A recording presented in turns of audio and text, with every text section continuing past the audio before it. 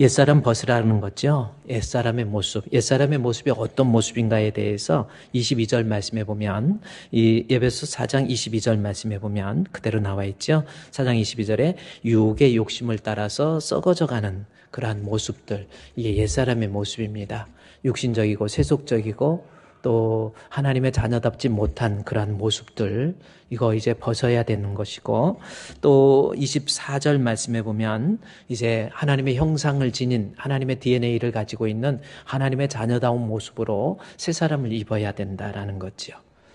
예수 믿는다고 하면서 아무런 변화가 일어나지 않냐고, 예수 믿는다고 하면서 먼저 어떤 말과 행실과 또 사랑과 믿음과 어떤 정절에 있어서 어떤 변화도 일어나지 않는다고 한다면 그것은 진정으로 예수 믿는 사람의 모습이 아니라는 거예요. 옛사람 벗어야 됩니다. 그리고 새 사람 입어야 돼요. 그러면 여기에서 에베소서 4장 22절 말씀에서 옛사람을 벗으라 그랬는데 누구에게 하는 말인지 이거부터 알아야 됩니다. 누구에게 옛사람 벗으라고 그랬어요? 여기 본문의 4장 22절에 너희는 그랬죠. 여기서 너희가 누굽니까? 요거 알아야 돼요. 이 너희가 누구인지를 제대로 규정하지 못하면 이 본문의 말씀도 하나의 문자로 또 하나님의 교훈적인 말씀으로 그냥 이해하고 넘어가요. 여기 너희라고 하는 것이 누군가라는 겁니다. 이거부터 알아야 돼요. 옛사람 벗고 새사람 입어야 될 너희 그거거든요. 여기서 너희가 누군가라는 겁니다. 그러면 성경에서 여러분이 여기서 바울이 너희를 누구를 얘기하는지 성경에서 찾아봐야 됩니다. 4장 22절에서 너희는 그러면 위로 좀 올라가 보세요. 위에서 나온 내용이니까. 그러면 17절 4장 17절 말씀에 그러므로 해서 여기 17절부터도 안 나와 있는 거고 여기 너희가 누군가 봤더니 17절에서 그러므로니까 이것도 앞으로 연결돼야 되는 거잖아요. 17절 단독으로 나온 말이 아니니까. 그러면 다시 위로 올라가서 이제 4장 좀 뚝 넘어갔어요. 4장 1절에서 그러면 4장 1절부터 너희가 누군가 나와 있나? 그러므로 주 안에서 갇힌 내가 너희를 권하노니 했는데 여기 너희도 그러므로라고 하는 말이 시작됐기 때문에 4장 1절이 시작이 아니라는 것을 알 수 있지요. 그래서 그러면 또 3장으로 올라가야 돼요. 3장에 쭉 가서 3장 14절 말씀해 보니까 또 이러므로 해서 여기 3장 14절도 여기가 처음이 아니라는 겁니다. 그래서 이러므로라니까 그럼 좀 더 올라가야 되죠. 3장 1절로 가도 이러므로 해서 지금 바울이 에베소서의 문장을 전개해 가면서 어떻게 보면은 이 단문적인 표현이 아니라 복문적 표현을 가지고 계속 연결해서 설명하고 있다라는 거죠. 과연 너희가 누군가라는 겁니다. 궁금하죠? 그래서 3장까지 올라왔는데도 그래도 또 그래요. 그래서 2장 11절 말씀해 보니까 그러므로 해서 이것 또한 여기서부터 시작된 게 아니에요. 그래서 너희가 누굴까 하고 봤더니 2장 1절에 가서는 이제 그는 해서 여기에서부터 시작되는 내용이라는 것을 알 수 있습니다. 그래서 그는 시작하다가 결국 너희는 누구냐면 2장 8절이에요. 자, 너희가 누굽니까? 한번 읽을까요? 시작. 너희는 그 은혜에 의하여 믿음으로 말미암아 구원을 받았으니 이것은 너에게 난 것이 아니요 하나님의 선물. 그러니까 너희는 누구예요? 하나님께서 선물 주신 자. 우리가 선물 받은 거예요. 근데 이 선물이 뭔가 봤더니 하나님께서 우리에게 구원이라고 하는 선물을 우리에게 주시는 거예요. 믿음이라고 하는 것을 통해서 구원을 주신 그러한 사람, 바로 우리가 예수를 믿는 믿음을 통해서 구원받게 된 사람, 그게 바로 너희라고 하는 말 속에 들어있다라는 겁니다. 그러면 여러분 생각해 보세요. 여러분 예수님 믿습니까? 그러면 저 너희라는 말 속에 바로 우리가 들어있는 거예요. 우리는 누구예요? 하나님의 은혜 가운데 나로 하여금 예수님 알고 예수님 믿고 그 믿음으로 말미암아 구원이라고 하는 것을 선물로 받게 된 정말 귀한 하나님의 아들이라고 하는 겁니다. 그럼 다시 우리 4장에 가보세요. 자, 우리가 옛사람을 벗어버려야 되는데 4장 22절 말씀해 봤더니 너희는 유혹의 욕심에서 너희가 바로 누구예요? 예수를 믿어서 구원받은 하나님의 백성이에요. 여러분 예수님 믿습니까? 우리는요 정말 구원받아야 돼요. 저도 믿음이 없이 그냥 교회 다닐 때는 그런가 보다. 그냥 예수 믿고 이렇게 살다가 교회 다니고 이렇게 살다가 그냥 가면 되는 거지 뭐. 아니에요. 예수 안 믿으면 큰일 나요. 여러분 그렇습니다. 아유, 천국이 어디 있어요? 지옥이 어디 있어요? 죽으면 끝이지. 죽으면 끝이 아닙니다. 계란을, 제가 얘기했죠. 계란으로 끝나는 게 아니에요. 계란이 부화되면 계란하고 병아리하고는 전혀 다른 모습으로 또 다른 삶을 살게 되는 거예요. 인간도요, 엄마 뱃속에서 10개월간 살게 되죠. 10개월간 살아서 엄마 뱃속에서 그게 전부인 줄 알았지만은 엄마 뱃속에서 나오니까 엄마 뱃속과는 전혀 다른 세상이 있었던 거예요. 이 세상에서 사는 겁니다. 이 세상에서 살면 끝나는 게 아니에요. 성경에 나와 있죠. 사람이 한번 죽는 것은 정하신 것이고 그 후에 심판이 있다. 그 심판 때에 천국과 지옥이 있다라는 것을 우리에게 수십 번 이야기해요. 그래도 끝까지 안 믿겠습니까? 그래요. 내가 엄마 뱃속에서 전혀 다른 삶의 육신적인 삶이 있는 것처럼 육신과는 전혀 다른 천국과 지옥에서의 어떤 천국에서의 영생, 지옥에서의 영생. 그래요. 이런 것이 우리 인간에게 존재하고 있다는 것을 알아야 돼요. 예수 믿어야 돼요. 제가 여러분께 항상 경고성 발언을 하잖아요. 사람으로 태어나서 예수 안 믿으면 태어나지 않는 게 좋다고. 예수 안 믿고 죽으면 또 지옥입니다. 지옥이 너무 고통스러워서 죽으면 그때 죽고자 하나 죽음이 저희를 피해버려요. 요한계시록 9장 6절에 나와 있잖아요. 지옥 가면 안 돼요. 방법이 없어요. 그래서 세상에 태어나서는 예수 믿어야 돼요. 할렐루야. 근데 그 믿음이라고 하는 것을 통해서 하나님께서 우리에게 구원이라고 하는 것을 선물로 주신 거예요. 많은 사람 가운데 우리 예수님 알고 예수님 믿고 그 믿음으로 말미암아 구원을 얻게 된 너희입니다. 다시 에베소 4장 22절. 자, 너희가 누굽니까? 너희는 예수를 믿어서 구원받게 될 하나님의 자녀. 예수 믿음으로 하나님의 자녀로, 예수 믿음으로 하나님의 백성으로, 예수 믿음으로 교회라고 하는 공동체의 일원으로 편입된 자가 바로 우리예요. 바로 저입니다. 이 너희 속에 저와 여러분이 들어있는 거예요. 우리는 누구예요? 하나님의 은혜로 구원받게 될 하나님의 자녀, 하나님의 백성이에요. 따라서 우리는 어떻게 해요? 너희는 이제 유혹의 욕심을 따라 썩어져가는 구습, 옛사람의 모습 벗어버려야 되는 거예요. 예수 믿어서 하나님의 자녀가 됐는데도 살아가는 모습을 보면 똑같아요. 아직도 욕심에 의해서 자기 중심적인 생각을 가지고 유혹의 욕심을 따라서 그렇게 사는 거, 그거 예수 믿는 하나님의 자녀의 모습이 아니라는 겁니다. 이제 좀 변해야 돼요. 새 사람, 그래서 벗어버리고 24절 말씀에서 보면은 새 사람 입으라는 거죠. 그 새 사람은 어떤 겁니까? 하나님을 따라서, 하나님을 닮아서 의와 진리와 거룩, 뭐예요? 하나님의 형상이거든요. 참된 지식과 의와 거룩, 하나님의 형상을 지닌 사람으로서 새 사람 되라는 거예요. 하나님의 DNA를 아버지는요, 자식은 아버지의 DNA를 물려받잖아요. 어떻게 그랬죠? 그래서 유전자 검사를 하면 99.9% 아버지 유전자가 일치한다, 이런 게 나오잖아요. 자식은 아버지라고 하는 거. 우리는 구원받은 하나님의 백성으로서 잃어버린 하나님의 형상, 하나님의 DNA를 회복해서 그야말로 나를 통해서 예수의 모습이 나타나고 그리스도의 향기도 나타나고 나 보고 예수 믿고 싶어하는 마음, 하나님 믿고 싶어하는 마음이 생겨날 수 있는 사람으로 변화되는 것. 이것이 지금 바울이 에베소 교회를 향한 명령이에요. 에베소 교회 예수 믿는다고 하나님의 은혜로 구원받았는데도 불구하고 살아가는 모습을 보니까 전혀 변화가 일어나지 않는 거예요. 그래서 4장 22절에서 너희는 이제 너희가 누구니? 예수님 은혜로 구원받은 하나님의 백성으로서 옛사람 벗어버리고 새사람 입으라는 겁니다. 제가 좋아하는 찬송, 그래서 3주 전인가 제가 이 찬송 했었는데 또 이 찬송을 제가 이번에 우리 회중장, 나 이제 주님의 새 생명 얻은 몸, 옛 것은 지나고 새 사람이로다, 이 고백이 나옵니까? 나 이제 주님의 새 생명 얻은 몸, 옛 것은 지나고 새 사람이로다. 우리 예수님 그 생명 내 마음에 강같이 흐르고 그 사랑 내게서 해같이 빛난다. 영생을 누리며 주 안에 살리라. 오늘도 내일도 주 함께 살리라.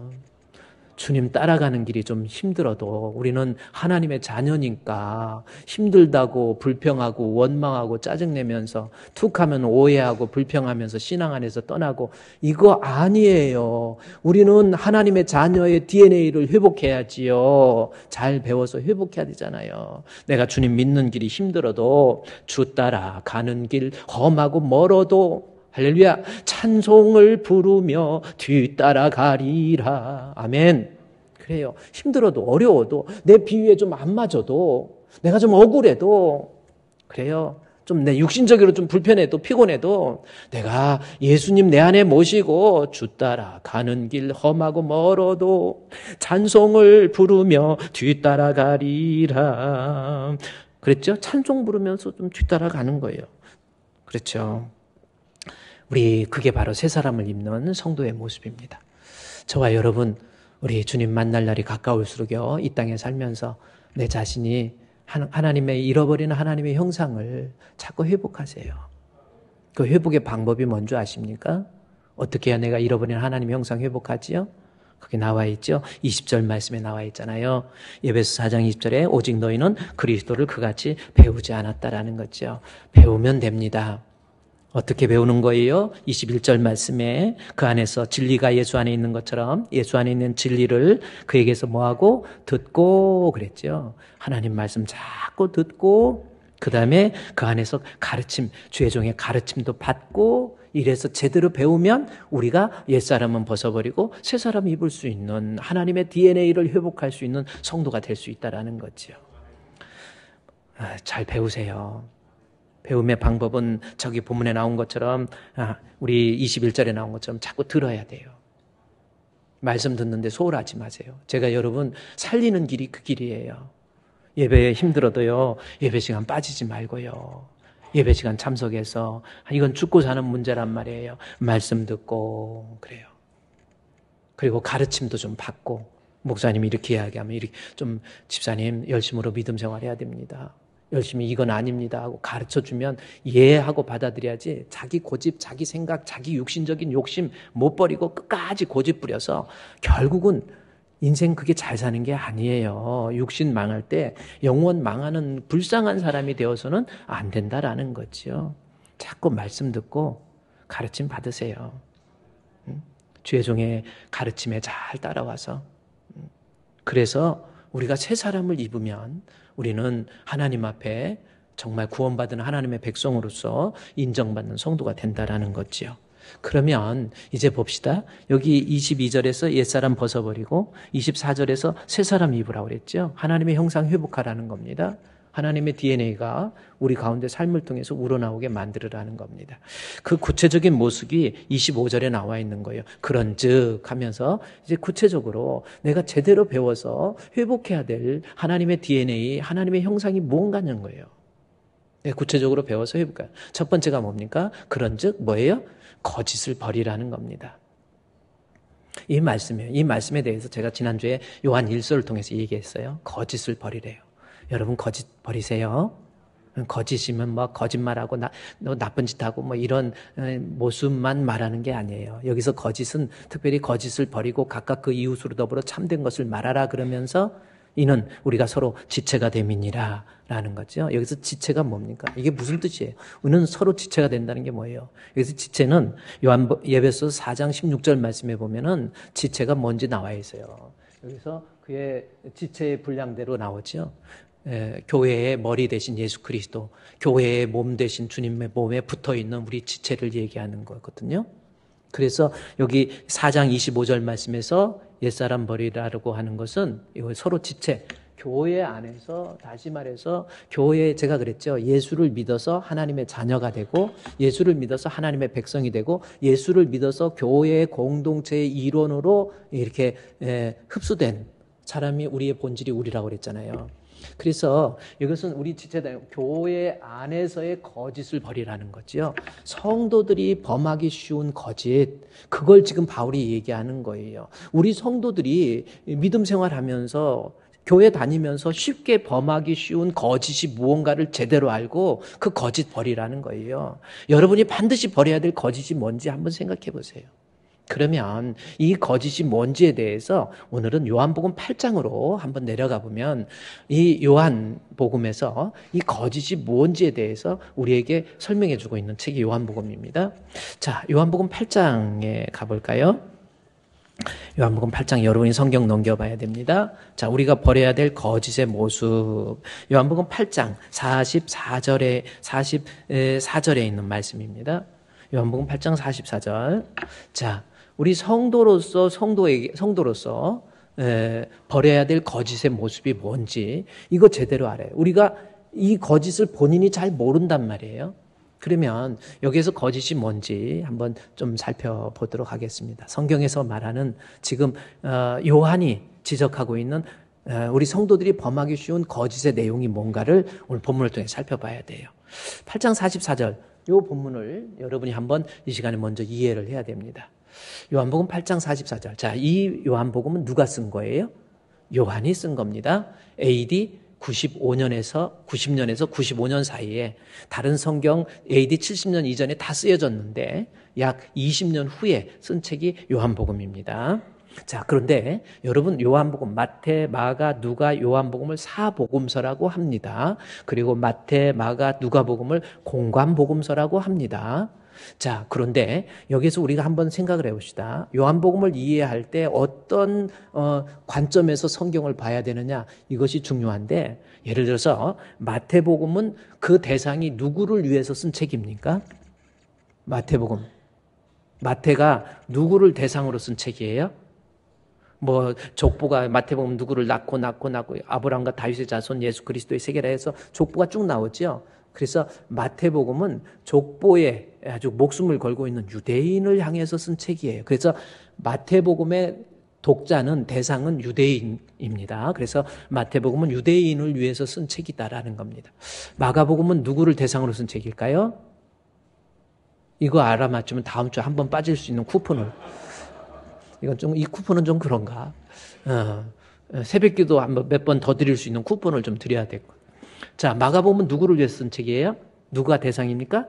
바로 로마인입니다. 마가가 로마인들을 향해서 로마에 흩어져 있는 성도들을 향해서 쓴 책이 바로 마가복음이에요.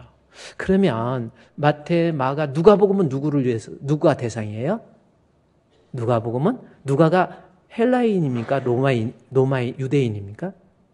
누가는 헬라인입니다. 의사지요. 헬라인인데 헬라인을 대상으로 해서 쓴 책이 누가복음이에요. 그래서 누가복음을 이해하려면 헬라인들의 세계관, 마태복음을 이해하려면 이 유대인들의 세계관, 어떤 관습이나 전통 이런 것까지를 충분히 이해하고 성경을 해석을 해야 돼요. 마가복음 같은 경우는요. 로마의 세계관은 뭡니까? 로마는 힘이잖아요. 로마는 힘으로 정복하는 거예요.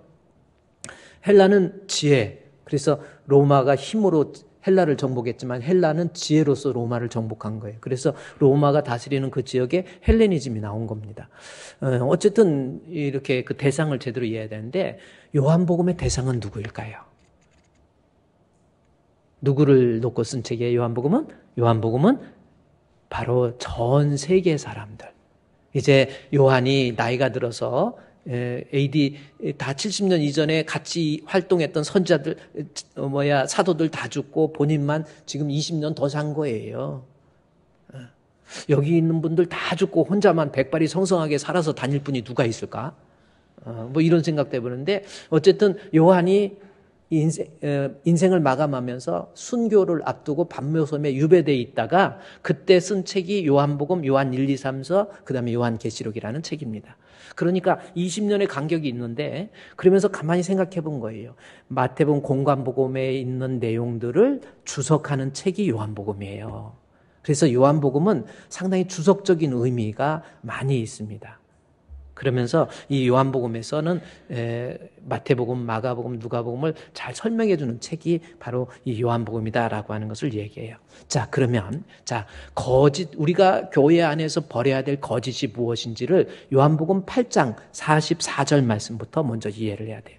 여기에 보면은 드디어 거짓말, 제것, 그다음에 거짓의 아비, 거짓말쟁이, 마귀는 욕심대로 해서 여기 거짓이라는 말이 여기 많이 나와 있죠. 그래서 우리 성도들 가운데 우리 안에 녹아내려 있는 거짓의 내용, 여러분 정신 차리셔야 돼요. 내가 신앙생활하면서 우리 속에 있는 거짓, 지금 이 어떤 것을 이 요한이 경고하고 있는지 이것을 알아야 됩니다. 요한이 사도들 다 죽고 20년이 지난 다음에 그 당시에 AD 1세기 당시의 기독교의 모습을 보고 이것이 우리 성도라고 하면서 갖게 될 거짓의 모습이구나라는 것을 발견한 거거든요. 그래서 그럼 거짓이 뭔가 봅시다. 너희는 한번 이 말씀부터 너희는 너희 아버지 마귀, 아비 마귀에게서 났다. 뭐 이겁니다. 그 다음에 너희 아비 욕심대로 너희도 행하고자 하느니라. 그는 처음부터 살인자여 진리가 그 속에 없으므로 진리에 거하지 못하고 거짓을 말할 때 제 것으로 말하나니 이는 그가 거짓말쟁이요 거짓의 아비다. 이렇게 나옵니다. 자, 우리 가운데 있을 거짓을 얘기하면서 먼저 거짓, 여기 그가 거짓말쟁이요 거짓의 아비 됐다. 이 말씀이 나와 있죠. 여기서 그는 누구냐면 마귀를 얘기하는 거예요. 그래서 그는 거짓말쟁이. 쟁이라는 것은 무슨 뜻이에요? 거짓말을 하는데 아주 뭐라고 그럴까? 거짓말을 하는데 탁월한 재능. 하여튼 거짓말쟁이는 거짓말 무지하게 잘하는 사람. 거짓말. 그러니까 마귀는 거짓말을 잘한다라는 뜻입니다. 그러면서 마귀에 대해서 거짓의 뭐라고 그랬어요? 아비가 되었다. 이 말씀을 합니다. 자, 거짓의 아비가 되었다. 그러니까 거짓의 아버지라는 것은 뭐예요? 아버지 하면 뭡니까? 거기에 대해서는 어떤 선구자가 되고 아주 탁월한 능력을 지녔다. 원조격이다. 이게 아버지라는 말이잖아요. 아닙니까? 예를 들어서 우리 미국 건국의 아버지는 누구예요? 우리나라도 모르는데 미국까지 알아. 미국의 건국의 아버지, 우리 국사책에서 옛날에 많이 배웠잖아요. 미국의 건국의 아버지는 조지 워싱턴이라고 합니다. 그래서 이것은 뭐예요? 워싱턴을 통해서 이 아메리카가 유나이티드 스테이트 오브 아메리카를 했잖아요. 이 아메리카가 이 건국됐다라고 해서 그래서 시조 혹은 건국 해가지고 아버지를 워싱턴이라고 얘기합니다. 그렇다면 오늘 우리 찬양도 잘해주시고 오늘 솔로도 잘해주시고 이렇게 하는데 우리 성가대 한번 봅시다. 성가대에서 만약에 근대 음악의 아버지는 누구라고 그래요? 근대 음악의 아버지. 근대 음악 뭐냐? 바로크 음악. 그러니까 그 인간의 르네상스가 일어나기 이전에 그러한 인간이 가지고 있었던 여러 가지 이러한 문학적인 것, 그림에 있어서 음악에 있어서 또 종교에 있어서 중세 암흑기였잖아요. 어떤 잘못된 가르침에 의해서 신에 의해서 모든 것이 암흑기가 돼버린 거예요. 그래서 그림을 그려도 이 종교의 색채에서 벗어나지 못하니까 그림을 봐도 암울하고 음악을 들어도 항상 그 중세 음악이 암흑기라고. 그것이 신학에서도 신학의 암흑기라고 그러는데 그게 뭡니까? 신학적으로 중세 시대에는 성령의 역사가 전혀 나타나질 않아요. 그래서 중세 암흑기라고 그러죠. 그때 이제 발생했던 이제 인간이 했던 어떤 운동이 르네상스 운동. 그래서 르네상스 운동이 일어나면서 거기에서 발생한 이제 종교 음악, 중세 음악에서 바로크 음악이라는 게 있잖아요. 바로크 음악. 바로크 음악의 끝을 고하고 그다음에 근대 새로운 지금 서양에서의 그러한 새로운 근대 음악의 시조를 누구로 봅니까?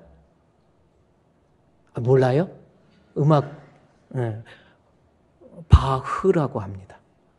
바하 그러지 뭐 일부 예배 때 물어봤더니 바하 그러더라고요. 바하가 독일 사람한테 바하 그러면 못 알아들어요. 누구? 그래요. 바흐입니다. 이 CH 발음이 이 A로 시작되는 모음 뒤에서 최하 발음은 흐로 나와요. 그 다음에는 히로 나오고 이 히 I로 시작하면 히로 나오고 그래서 어쨌든 바흐예요. 근데 왜 바하라고 그럽니까?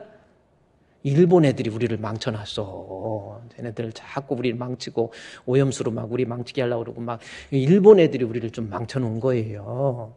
예, 일본 애들은 왜냐면 얘네들은 혓바닥이 다만에기 너 이빠이까 눈물 찔끔찔끔 난다 됐어 막 이러다 보니까 혓바닥이 짧다 보니까 일본은 발음이 없어요 실제로. 그래서 우리는 한국 사람들은 발음이 좋아요. it is a pencil 그러잖아요. 일본 사람들은 it is a pencil을 발음을 못하고 it도 이조노 펜솔 의 발음이 없으니까 오 it도 이조 펜솔 그래요. 그래서 일본 말은 아주 유창하게 하는데 미국 사람이 못 알아들어요. 그게 일본 말의 특징. 하여튼 뭐 그래요. 그러니까 의 발음이 없으니까 바흐를 바하 그런 거야. 깜짝 놀랐죠. 그래서 바하를 근대 음악의 아버지라고. 근데 이 바하 음악 뭐 제가 뭐 음악에 대해서 이 바하 우리가 음악사에서 배울 때 그랬잖아요. 이 바로크 음악. 그러니까 뭐 중세 음악 바로크라고 하는 것이 이태리어로 무슨 뜻입니까? 찌그러진 빵이라는 뜻이잖아요. 그래서 어떤 중세 시대의 암흑기에 종교에 있어서 성령의 역사가 일어나지 않아가지고 찌그러져 있는 것처럼 미술에 있어서도요. 중세 미술을 보면 다 암흑합니다. 음악도 이 중세 음악, 바로크 음악이라고 하잖아요. 그것을 끝을 하고 지금 우리 서양 음악의 근대 음악의 시조가 바로 이 바흐라고 하는 사람입니다. 바흐를 음악의 아버지라고. 음악의 어머니는 또 누굽니까? 그렇죠. 핸델. 그렇죠. 핸델.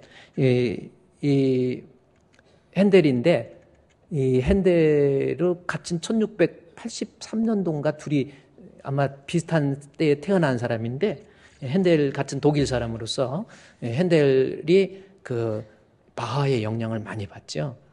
바하 영향. 그래서 바하 영향을 많이 받다가 핸델은 원래 신앙적인 사람이 아니었다가 몸이 마비가 돼가지고 마지막에 그때 이사야서 53장을 보고 핸델의 메시아 그 할렐루야를 작곡하고 핸델의 메시아 작곡하잖아요. 근데 이때 바하의 영향을 받아가지고 바하는 어떤 사람이었냐면 13살 때 부모님을 잃어버리고 그 다음에 결혼을 했는데 아기가 둘인가 셋인가 낳고 아내가 사별을 해버리면 죽은 거예요. 그러니까 남자는 아내 없으면 못 살잖아요. 또 빨리 결혼. 어떤 분들은 여보 나 죽어도 당신 결혼하면 안 돼 그러는데 그럴 때 남편 입장에서 아이 아내 나 결혼 안 하고 나는 오직 당신만 기억할 거야 그렇게 말하시고 그 다음에는 이제 빨리 혼자 못 살아요. 뭐 설거지를 뭐 어떻게 합니까? 그래서 하여튼 그래요. 근데 이 바하가 아내가 죽고 난 다음에 바로 또 결혼을 해요. 결혼해가지고 아기를 낳는데 바하의 아이가 몇인 줄 아세요? 네? 20명이에요. 20명 낳았어. 아니 제 말이 아니라 여러분 거기 봐봐. 바하가 바하 가지고 20명의 아이를 낳습니다. 근데 아내도 죽고 어머니 아버지 13살 때 잃어버리고 결혼해서 또 상처를 받고 그 다음에 아이를 낳는데 아이가 거의 20살 이전에 죽어요. 그리고 아이가 몇 명 남지도 않습니다. 그래서 이 바흐의 삶을 보면 늘 눈물과 그 아픔, 괴로움 이것이 바흐의 삶이었어요. 그러나 바흐에게서 우리가 발견할 수 있는 것은 뭐냐면 그의 마음속에 그 아픔과 눈물과 슬픔의 사연 속에서도 이 하나님을 향한 믿음 대단하지요. 그래서 바하가 작곡을 하고 난 다음에 마지막에 반드시 쓴 단어가 있습니다. 뭔지 아세요? S, D, 그 다음에 그러니까 SGD, Soli Deo Gloria. 라틴 말로 그라티아지요. 오직 하나님께 영광. 그래서 그는 작곡이 끝나고 난 다음에 여러분 바하의 여러분이 Soli Deo Gloria. 그래서 SDG가 나와요. 여러분이 영어로 이니셜 그냥 SD, S.D. 그 다음에 G. 해보세요. 그러면 바하 바로 나와요. 그는 그 어려운 위기 속에서도 하나님을 향한 믿음이 흔들리잖아요. 그 영향이 핸델이 병들어서 마비됐을 때 핸델에게 영향을 미치고 핸델이 거기에서 이 바하의 음악의 영향을 받아서 핸델의 메시아, 오라티오죠. 그래서 종교 음악의 아버지, 종교 음악의 어머니를 핸델로 이야기하잖아요. 그러니까 바하는 아버지니까 얘는 어머니로 해야 되겠다 해가지고 어머니가 된 거예요.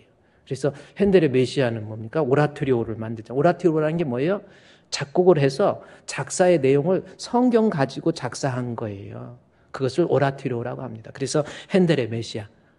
그래서 그 아픔 속에서 핸델이 바하가 만났던 우리 주님을 만나고 그 핸델의 찬양을 보면 상당히 하나님께 감사, 예배 영광. 주의 영광, 구주의 영광. 그러면 남자들이 베이스가 나타나리. 참 아름다운 그런. 그래서 핸델 어떻게 아버지 이야기하다 그런 거예요. 아버지. 그러면 우리 교향곡의 아버지는 누굽니까? 이것도 좀 하이든이에요. 역시 신호준수. 우리 김준수 집사님, 생각하다 보니까 어느 날 가다 보니까 신호를 기다리고 있는데 거기에 신호준수 써 있더라고. 그런데 이 하이든이 이제 교향곡의 또 아버지라고 부르죠. 요한복음 8장 44절 말씀. 거짓의 아버지가 누구예요? 그러면 이제 아버지 이제 충분히 알았죠? 이 거짓에 있어서는 능통한 거예요. 마귀가. 그러면 여러분이 마귀에게 지금 속해 있으면, 마귀에게 났으면 여러분도 이 거짓 가운데 속해 있는 거예요. 그러면 마귀가 거짓말쟁이요, 거짓의 아비, 거짓에 있어서는 능통한 아주 탁월한 존재가 이 마귀인데, 이 마귀에 속해 있게 되면은 마귀의 거짓의 내용이 뭐가 나옵니까? 나는 욕심대로, 아비의 욕심대로 너희도 행하여 살아가면서요.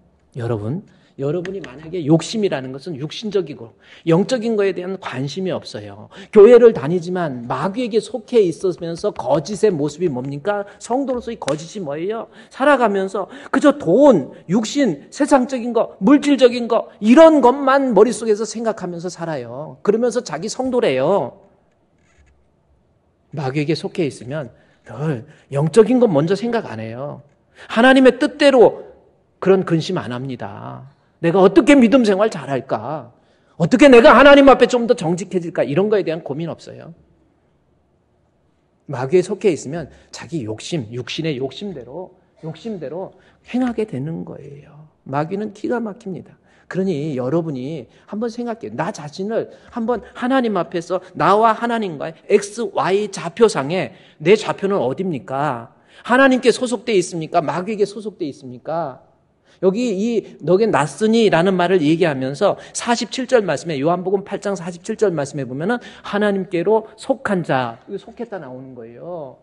내가 지금 신앙생활 하면서 마귀에게 속해 있는지 하나님께 속해 있는지 자기 자신을 좀 제대로 알아볼 줄 알아야 돼요. 루이스 펄콥이라고 하는 사람이 조직신학에 대해서 기가 막히게 씁니다. 그가 조직신학을 쓰면서 인간론 하면서 그 서문에 나온 문장이 있습니다. Man, 사람이죠. Man in the state of sin, man in the state of grace. Sin, grace. Sin은 뭡니까? 마귀에게 죄에 속해 있는지 Man in the state of sin, man in the state of grace.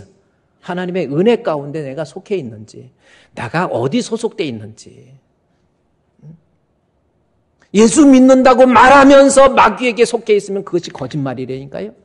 마귀의 거짓의 내용을 8장 44절에서 다시 한번 더 볼까요? 여기 보니까 너희 아비 마귀에 났으니 너희 욕심대로 처음부터 욕심대로 행하고요. 그 다음에 그는 처음부터 살인자. 이 살인자라는 게 또 뭐냐는 거죠. 처음부터 살인자다. 이게 무슨 뜻이냐는 거예요. 이 처음부터 살인자에 대해서 요한 1서 3장 12절 말씀에 보면은 여기 나옵니다. 가인의 이야기가. 최초의 살인자가 누굽니까? 가인이지요. 그래서 처음부터 살인자 할 때 가인이 등장한 거예요. 그러면 이 살인에 대해서 성경은 어떤 것을 이야기하는가? 가인이 동생 아벨을 쳐 죽여요. 죽였습니다. 살인했습니다. 이 살인에 대해서 요한은 뭐라고 얘기합니까? 가인같이 하지만 그는 악한 자에게 문제는 소속이에요. 내가 마귀에게 속해 있으니까 이 사람이 살인한 거다. 지금 이렇게 보는 거예요. 내가 살인이 사람만 죽이는 것이 살인이 아닙니다. 내 마음속에 미움. 그렇죠? 여자를 보고 음욕을 품으면 이미 가늠한 거라고 그러죠. 마음속에서 미워하는 거예요. 아직도 미워하고 원망하고 저주하면서 본인은 사랑을 얘기하면서 그게 거짓말이라니까요. 뭡니까? 처음부터 내가 지금 마귀에게 속해 있으면 자꾸 부모 원망하고 형제 원망하고 그냥 막 목사님 원망하고 막 이런 원망에 가득 차 있어요. 교회 다니면서도 감사가 없어. 아까 바흐 보세요. 자식이 한둘이 아니에요. 막 죽어가는데도 그 위기 속에서도 하나님께 영광, 하나님께 감사, 하나님 앞에 찬양. 내가 어디에 속했냐 문제예요. 환경의 문제가 아니라니까요. 자인의 문제가 아니라 자인, 존재, being. 내가 자인, 어느 존재이냐가 문제가 아니라 어떤 환경이냐 이게 더 중요한 거예요. 그래서 신앙이라고 하는 것은 내가 어떤 행위를 했다 이거보다 내가 누구에게 소속되어 있느냐 이것이 신앙의 유무를 발견할 수 있는 아주 중요한 척도가 되는 겁니다. 믿음도 없으면서 교회 자신이 거짓말하는 거예요. 이게 뭔지 아세요? 보세요. 다시 요한복음 8장 44절 보세요. 마귀의 그 거짓의 모습을 볼까요? 거짓에 탁월한 이 마귀님께서 보세요. 욕심대로 행하죠. 살인, 이것은 살인만이 아니라 미움과 싸움과 다툼과 막 원망과 불평, 이거 마귀에게 소속됐기 때문에 그래요. 여러분 정신 차리세요. 지금도 한 번도 하나님 앞에 정말 감사하는 모습도 없이 늘 원망하고 불평하고 이거 마귀에게 소속됐기 때문에 그러는 거고요. 그 다음에 그 속에 진리가 그 속에 없으므로 진리에 서지 못한다. 이게 무슨 뜻이에요? 여기서 진리하고 여기서 진리는 다른 뜻입니다. 여기서 진리는 마귀가 거짓의 압이기 때문에 거짓말 잘하는 거짓말쟁이가 그 속에, 그러니까 진리가 그 속에 없어요. 거짓말만 있어요. 진리가 없으니까 진리에 서지 못한다. 여기서 진리는 예수 그리스도예요. 예수 그리스도 안에 거하지 못해요. 예수님은 진리시기 때문에 거짓된 모습으로 예수 안에 거하지 못해요. 그러니까 마귀의 거짓말쟁이 마귀의 특징은 뭐냐면 본인이 교회는 다니지만 사실은 예수님 안에 거한 거 아니에요. 거기에 들어올 수 없는 겁니다. 진리에 서지 못해요. 그러면서 또 보세요. 이 거짓말의 달인님 이게 뭐예요? 거짓말을 할 때 제 것으로 말하나니 이것도 상당히 중요한 거예요. 이게 무슨 뜻이에요? 마귀의 거짓말의 달인 마귀는 거짓을 말할 때 제 것으로 말해요. 이게 무슨 뜻일까요? 사람의 속임수, 거짓말 기가 막히게 하는 자기 말을 갖다가 아유 목사님, 다른 사람이 그러던데요. 난리 났어요. 자기 것으로 이걸 속여서 이 속임수에 아주 능통한 거예요. 이 거짓을 말할 때 제 것이라는 것이 영어에 보면 영어 성경에 보면 NIV 성경에 보면 어떻게 나와 있냐면요. 거짓을 말한다, 제 것으로 말한다 할 때 말한다 랭귀지잖아요. 랭귀지를 말할 때 his native 그렇죠? his native language. 자기 말, 자기가 랭귀지 말하는 거예요. 자기 것으로 his native. 영어로는 native라고 그러죠. 우리말로는 아시아식 영어로는 native라고 그러는데 his native language. 자기 말. 그러니까 기가 막히게 권모술수가 있는 거예요. 막 사람을 속일 때도 이렇게 유혹할 때도 그렇고 아담을 유혹할 때 하와를 유혹할 때도 그럴듯하게 자기 말로 바꿔갖고 하나님이 정녕 그러더냐 하면서 이거 보면 눈이 밝아져. 하나님이 그랬어. 이게 거짓말 이런 식으로 해야죠. 교인들 속이는 거 보세요. 이게 마귀에게 소속돼 있으면 말하면서도 여기 교회 공동체에 있으면서도 누가 그랬대. 누가 그러긴 네가 한 거예요. 마귀에게 소속됐으니까 자꾸 거짓을 말하는 거예요. 자기를 합리화시키고. 그래서 이 44절 말씀에 보면 마귀가 여기 보니까 거짓을 말할 때에도 자기 것으로 말한 권모와 술수, 속임수, 사기 이런 모습들. 이게 바로 마귀라는 거예요. 그래서 이는 그가 거짓말쟁이, 거짓말. 그러니까 마귀의 거짓말의 모습이 이런 모습으로 본문에서 설명을 해주고 있어요. 그런데 진짜 거짓말. 지금 요한이 힘주어서 우리 성도들 가운데 이 마귀가 거짓의 압이 이런 모습으로 속이고 원망하고 불평하고 살인하고 죽이고 욕심적으로 살고 이러는데 정말 무서운 거짓말이 있다라는 겁니다. 그것이 뭐예요? 그 다음 절에 나오는 거예요. 44절 다음에 45절 내가 진리를 말함으로 너희가 나를 믿지 않는 이거예요. 이게 거짓말 중에서 최고입니다. 성경에서 우리가 범하기 쉬운 거짓말 중에서 정말 큰 거짓말이 너희가 나를 그리스도로 믿지 않는 거예요. 진리를 말함으로 이게 우리말의 해석이 좀 그러는데 이것을 although라고 하는 것으로 해석하지 말고 because of로 해석하는 게 좋아요. because of로 해석하려면 거짓을 말하기 때문에 거짓을 말하지 않기 때문에 너희가 나를 믿지 않는다. 이 말씀입니다. 그러니까 우리 예수님은 항상 진리의 말씀을 말하는데도 불구하고 나를 믿지 않아요. 그래서 여기 말함으로 although라고 이렇게 해석이 되어 있는데 뭐냐면 항상 진리를 말하는데도 그럼에도 불구하고 because of 그들이 거짓 속에 있기 때문에 그들이 예수를 믿지 않는 거예요. 그러니까 44절에서 하나님 앞에 거짓말에 달인 마귀에 속해 있으면 여러 가지 거짓의 모습이 나오는데 정말 무서운 거짓, 우리가 속기 쉬운 거짓이 뭐냐면 우리 예수님이 아무리 진리를 말해도 아무리 설교하면서 예수가 그리스도십니다. 예수 믿어야 삽니다. 예수 믿어야 삽니다. 그래도 예수를 믿지 않는 거. 이게 거짓말 중에서 제일 큰 거짓말이라는 거예요. 그 다음 절 46절에 보면 보세요. 뭐라? 너희 중에 누가 나를 죄로 책 잡겠냐. 교회 와서 늘 흠집 잡고 책 잡고 이런 식으로 막 예수님 아무리 설교해도 예수님께서 그렇게 은혜로운 말씀에 설교를 해도요. 설교 듣는 사람이 똑같은 장소에서 똑같은 목사님한테 똑같은 설교를 들어도 어떤 사람은 아멘 아멘 하는데 어떤 사람은 그걸 트집 잡어. 마귀에게 소속되어 있으면 그걸 트집 잡습니다. 아유 뭐 또 그랬대. 아 목사님 무슨 설교를 그렇게 한대. 아유 얼굴만 뺀질하게 생겨가지고 그 소리 듣기 싫어. 이제 잘생겼다는 것도. 아이고 뭐 지가 뭔데 천국에 인도해. 막 이러고 그것도 그 말 듣고 맞아 마귀에게 소속됐으니까 진리를 말해도 듣지 안 들려요.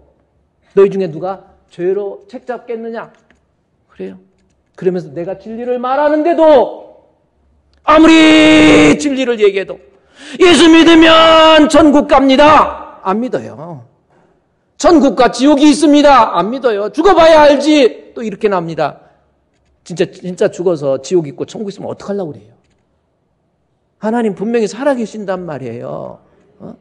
그 교회 다니면서 거짓말 중에서 정말 무서운 죄는 하나님 말씀을 듣고도 그렇게 신앙생활하고도 자신을 합리화시키면서 예수가 그리스도라는 것을 내 마음에 진짜 믿지 않는 거, 이것이 우리가 경계해야 될 죄 중에서 정말 무서운 죄예요. 아무리 진리를 말해도 우리가 진리의 말씀을 들어도 예수를 그리스도로 믿지 않아요. 여러분은 어떻습니까? 한번 생각해 보세요. 속지 마세요. 고린도후서 13장 5절 말씀해 보면 고린도 후서입니다. 전서를 기록하고 후서를 후서 13장이 마지막 13장이 마지막 장이에요. 결론이 뭡니까? 고린도 교회를 향한 바울의 마지막 결론이 뭐예요? 고린도 교회를 어떤 교회입니까? 실력 있죠. 능력 있죠. 그 교회 가보면 뜨거워요. 방언도 하고 능력도 있고 예언하고 막 얼마나 봉사도 열심히 하고 헌금도 잘하고 얼마나 좋은지 몰라요. 그냥 오늘날로 얘기하면 좋은 건물에서 많은 성도들이 모여서 찬양하면서 눈물 돌리면서 그야말로 송축해 막 찬양도 하고 막 이러면서 그렇게 잘하는데 결국은 바울이 영적인 눈으로 보니까 고린도 교회 믿음 없어도 죄를 할 수 있었던 거예요. 그래서 너희 원래 여기 에피스쿠푼테스라고 하는 단어가 헬라어에 들어가 있어요. 너희는 돌아보아. 너희 자신이 믿음 안에 있는가? 너희 자신을 시험하고 확증하라. 이렇게 기록돼요. 한번 돌이켜보세요. 여러분, 내가 신앙생활 몇 년 했다. 나 교회 몇 년 다녔다. 나 교회 장로다. 나 교회 목사다. 나 교회 안수집사다. 이런 거 저런 거 따지지 마시고 정말 마귀의 그 거짓에 넘어가 있지는 않는지, 교회는 다니면서 일은 하면서 믿음도 없으면서, 그러면 아무리 주일 잘해도 주님 앞에 버림받아요. 하나님 앞에 버림받는 인생처럼 불쌍한 사람이 없습니다. 그래요. 친구한테 버림받았다고 막 우는 사람들. 그래, 친구한테 버림받으면 섭섭하지. 그래, 울기도 하죠. 하나님 앞에 버림받으면 여러분 망하는 거예요. 괜히 교회 다니면서 폼재고 다닐 거 없어요. 사울왕 아무리 좋은 세상적 지위를 가지고 있었지만 하나님이 버려버리니까 그때부터 정신적으로 미치지요. 막 누구를 죽이려고 그러죠. 다윗을 죽이려고 그러지요. 하나님 앞에 예배해도 주님 만나지도 않아요. 그러니까 점쟁이 쫓아다니면서 엔돌에 신들린 여인 통해서 막 점하고 그러지요. 왕자리 뺏겨버렸지요. 나중에 비참하게 자살해버리잖아요. 주님 버리면 안 돼요. 여러분 인생 살면서 하나님 떠나가면 큰일 나는 거예요. 방법이 뭡니까? 아직도 믿음 있는 줄 알면, 아무리 자기가 신앙생활 하면서도 믿음 없이 신앙생활하는 거, 이거 하나님 앞에 버림받는, 이게 마귀가 우리로 하여금 경계하는 가장 큰 거짓말이에요. 거짓의 아비 마귀가 여러 가지 거짓으로 나를 속이고 있는데 그 중에 제일이 문제예요. 예수를 그리스도로 믿지 않는 거. 그래서 지난주에 요한일서 2장 22절 말씀 보세요. 성경에서는 거짓말로 뭘로 얘기합니까? 같이 읽겠습니다. 시작. 거짓말하는 자가 누구냐? 예수께서 그리스도이심을 부인하는 자가 아니냐? 아버지와 아들을 부인하는 그가 저 그리스도. 거짓말, 다른 이 거짓말에 속지 마세요. 본인은 교회 다니면서, 본인 신앙생활 하면서, 주의 일 하면서, 그래요. 힘들게 11조도 하면서, 헌금도 하면서, 내 안에 예수가 계시지 않아요. 마귀의 속임수에 넘어가가지고 믿음 없으면서 폼은 폼대로 다 재고 다니고, 이게 경계해야 될 거짓 중에서 가장 무서운 거짓이고, 제가 여러분 그냥 신자 되라고 했잖아요. 신자 되래요, 여러분. 제일 중요한 것이 신자 돼야 돼. 그러면 좋습니다, 목사님. 어떻게 하면 나도 내 거짓과 위선을 벗어버리고 이제 마귀에게 속한 것이 아니라 하나님께 속한 자가 될 수 있을까요? 나도 예수를 그리스도로 내 마음의 중심에서 진짜 인정하고 받아들여서 나 어떻게 하면 천국 갈 수 있죠? 이렇게 물으신다면 본문에서 요한을 통해서 바울이 요한을 통해서 우리에게 이야기해 주고 있어요. 첫 번째, 오늘 두 가지 여러분입니다. 첫 번째 뭔지 아세요? 요한복음 8장 40 뭐예요? 우리 7절 말씀에 시간 있으면 앞뒤부터 내려가지만 47절에 하나님께 속한 자는 하나님 말씀을 듣나니 이거잖아요. 내가 마귀에게 속해 있다. 그래서 거짓말쟁이 아버지가 내 아버지가 마귀님이셔가지고 그 마귀의 거짓말에 그냥 그럴듯하게 속아 넘어가고 막 거기에다가 자기 말로 막 나 속이는 데는 기가 막히거든요. His native language. 자기 말처럼 속여갖고 달콤하게 얘기해가지고 그런 유혹과 시험과 미혹 그런 속에서 내가 넘어가지 않고 내가 하나님 앞에 정직한 믿음을 가질 수 있는 방법은 나 하나님께 속겠다는 것은 하나님 말씀 들어야 돼요. 생각보다 간단하지요. 내가 진짜 믿음의 사람이 되면 하나님 말씀 들어야 돼요. 어쩌다 한번 말씀 듣고 아니래니까 믿으면 그냥 말씀 듣고 그래요. 예배 시간에 빠지지 마세요. 죽고 사는 문제라니까요. 그저 피곤하다 바쁘다 돈 번다 시간 빠져. 그래서 예배 시간 빠져서 돈 많이 벌었어요. 한번 물어보고 싶어. 아니래니까요. 힘들어도 다 잃어버려도 다 포기해도 나 하나님 말씀 통해서 예수님 알고 예수님 믿으면 되는 거예요. 분명히 나와 있잖아요. 내가 하나님께 속하기 위해서 47절에 하나님께 속한 자는 하나님의 말씀 들어야 돼요. 네? 주의 말씀 자꾸 듣고 말씀 듣고 감격하고 그렇죠? 기쁨이 표현되고 이런 모습. 여러분이 혹시 주변에서도 보세요. 뭔가가 우리 목사님, 우리 가족 중에 누구는 조금 신앙이 조금 이상해요. 뭐 교회에서는 그럴듯한데 집에 오면은 말하는 것도 그렇고 우리 여보가 특히 그러거든요. 하면서 우리 여보는 교회에서는 그런 대로 대인관계도 괜찮은데 집에 오면은 뭐 하는 거 보면 이거는 아니에요. 그 왜 그렇습니까? 말씀 들을 때 교회 안 오던지 그 여보는 그 특별한 여보인데 그 여보가 교회를 잘 안 오던지 와서 졸던지 말씀 안 들으니까 그런다니까요. 하나님 말씀은요 살았고 운동력이 있어. 히브리서 4장 12절이잖아요. 하나님 말씀은 검이에요. 칼 좌우의 날수는 어떤 검보다 예리해서 혼과 영과 관절과 골수를 찔러 쪼개 한다니까요. 말씀 들어가면 이것이 수술 칼이 돼서 내 잘못된 생각 잘못된 거 이 혼을 치료하고 잘못된 신앙 믿음도 없는 이런 모습들도 혼을 치료하고 육신도 치료하고 이거예요. 말씀 들어야 돼요. 제발.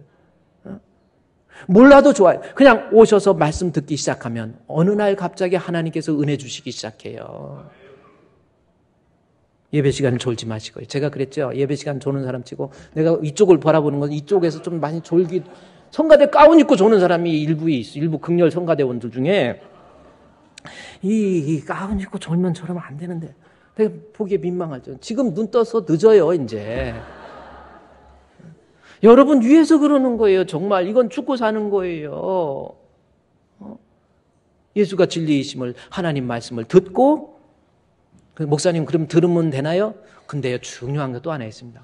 하나님 말씀 듣고 끝나는 게 아니라 깨달음이 있어야 돼요. 그래서 본문에 47절에서 하나님께 속한 자는 하나님 말씀 듣는다 그랬죠. 듣는다고. 그리고 너희가 듣지 아니하는 것은 하나님께 속하지 않으니까 안 들어. 그것이 여건이 됐던 환경이 됐던 피곤해서 그랬던 예배 시간에 졸든지 하나님께 속한 자가 아니면 말씀부터 안 들어요. 그리고 말씀을 듣고 믿음의 사람이 되려면 이거 43절 말씀에 어떻게 돼요? 이 어찌하여 내 말을 깨닫지 못하냐. 내 말을 들을 줄 알지 못. 듣긴 들은데 들을 줄 아는 것, 다시 말해서 깨달음이 있어야 돼요. 이 두 가지만 되면 우리가 예수가 나의 그리스도이심을 분명히 고백할 수 있는 확고한 믿음의 사람이 돼요. 그러니까 말씀 듣고 깨달아야 돼. 말씀 듣고 감격도 한번 하고, 그래서 막 말씀 듣고 너무 행복해갖고 주의 말씀 받은 그날 참 기쁘고 즐겁도다. 이 기쁜 마음 못 이겨서 온 세상에 늘 전하세. 막 찬양도 하고요. 말씀 듣고 갑자기 변할 수 있는 그 방법은 깨달음이에요. 그런데 깨달을 수 있는 방법이 뭐예요? 지금 요한복음 1장에서 8장까지 요한이 계속 강조하는 거예요. 헬라인들로 하여금 너희들이 지식적으로 말씀은 받아들이고 있잖아요. 이게 헬라인들 세계, 그래서 로마인들 하나님 말씀을 듣고 받아들이고는 있지만 하나님 말씀에 대한 깨달음이 없기 때문에 너희 아비 마귀에게 속해서 거짓말쟁이가 되고 속이는 자가 되고 곁길로 가고 딴 길로 가고 그래요. 그래서 말씀 듣고 깨달으라는, 깨닫는 방법이 뭐예요? 알지 못하는데 알게 되는. 그래서 본문의 그 방법이 뭔가에 대해서 이 요한복음 7장에 가보세요. 7장 앞에서부터 계속 이야기합니다. 7장 26절 말씀에서 보면요, 이제 됐어요. 거기에 보니까 이 사람은 참으로 그리스도인 줄 알았는가 안다 모른다 요 말씀이 나와요.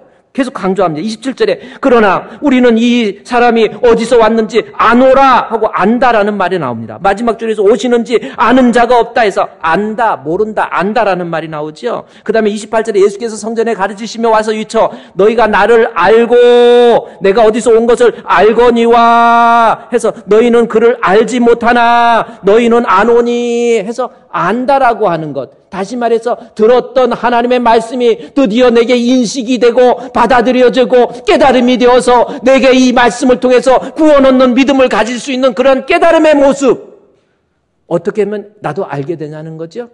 그 방법이 있습니다. 그 방법이 뭡니까? 8장에 가서 보세요. 7장 39절에 나와 있어요.